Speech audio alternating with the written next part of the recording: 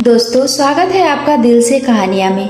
आज की कहानी है एक ऐसी सच्चाई जिसने न जाने कितनी बेटियों का सपना तोड़ दिया, कितनी माँओं की आंखों को सुखा दिया और कितने पिता को अंदर से जला दिया। इस कहानी का नाम है दहेज का जहर।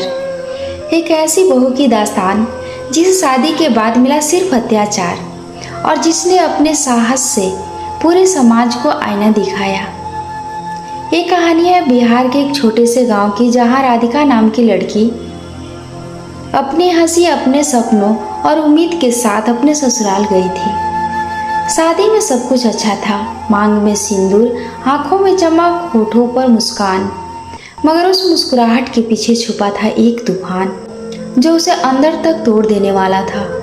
शादी के कुछ ही दिन बाद ससुराल वालों का असली चेहरा सामने आने लगा। सास बोली, तेरे बाप ने तो कुछ ढंग का नहीं दिया, तेरी जैसी लड़की हमारे घर के लायक नहीं।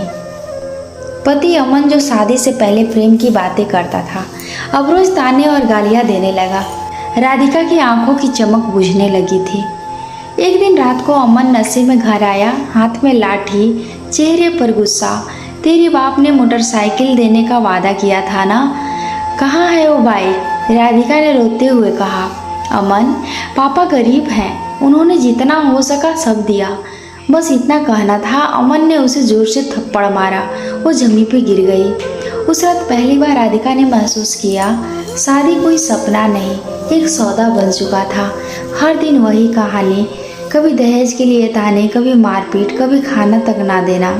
उसकी सास कहती, लड़की के बाप का कर्ज है हमारे सिर पर, जब तक सारा सामान नहीं आता इस घर में चैन नहीं मिलेगा। राधिका की ससुराल अब जेल बन चुकी थी। वो रोती थी लेकिन आवाज़ बाहर नहीं जाती थी। उसने कई बार मायके जाने की बात कही, पर सास ने साफ कह दिया, अगर गई तो लौटकर मत आना। उसी सास ने, उसी अमन ने उसे घर से निकाल दिया, सिर्फ इसलिए कि उसके पिता एक बाइक नहीं दे पाए। बरसात की रात राधिका भींगी साड़ी में, हाथ में एक थैला और आंखों में बहते आंसू लेकर गांव की सड़क पर अकेली चल रही थी। हर कदम पर उसे बस एक आवाज़ सुनाई दे रही थी, पापा का चेहरा कैसे दिखाऊंगी। वो घर पहुंची, पिता दरवाजे पर खड़े थे, उनके चेहरे पर चिंता और आंखों में सवाल, क्या हुआ बेटी, इतने गीले कपड़े में? राधिका फूट पड़ी, पापा मैं हार गई। पिता ने उसे सीने से लगा लिया, नहीं बेटी, तू हारी नहीं, तेरे जमाने का जमीर हारा है। अगले दिन पिता ने पंचायत बुलाई, पूरा गांव इकट्ठा हुआ। राधिका खड़ी थी बीच में, कांपते होठ लेकिन नजरें मजबूत। उसने सबके सामने कहा, मैंने सोचा था शादी एक रिश्ता है, लेकिन यहाँ तो दहेज ही सब कुछ है। क्या एक बेटी का सम्मान सिर्फ पैसों पर निर्भर करता है? गांव के लोग चुप थे। अमर और उसके परिवार को बुलाया गया। अमन बोला, हमने कुछ नहीं किया, झूठ बोल रही है।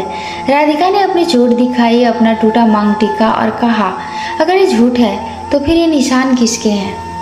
पंचायत में सन्नाटा फैल गया। गांव की औरतें रो पड़ी। पहली बार किसी बेटी ने इतनी हिम्मत दिखाई थी। सरपंच ने कहा, अमन तेरी औकात क्या है जो तू एक औरत को सिर्फ दहेज के लिए मार सके? आज से इस गांव में दहेज मांगना अपराध माना जाएगा।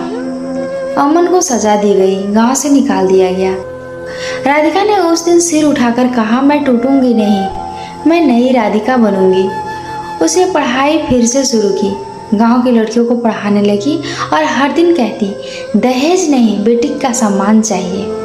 कुछ महीनों बाद राधिका का नाम अखबारों में आया। राधिका ने गांव में दहेज विरोध अभियान शुरू किया। अब वो हर शादी में जाती, माइक लेकर बोलती, अगर किसी ने दहेज मांगा तो शादी वहीं खत्म।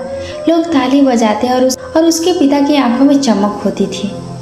एक दिन वही अमन शहर से लौटकर आया, फटे कपड़ों में, टूटी शान के साथ। उसने राधिका के कदमों पर सिर झुकाकर कहा, मुझे माफ़ कर दो, मैं बहुत गलती की।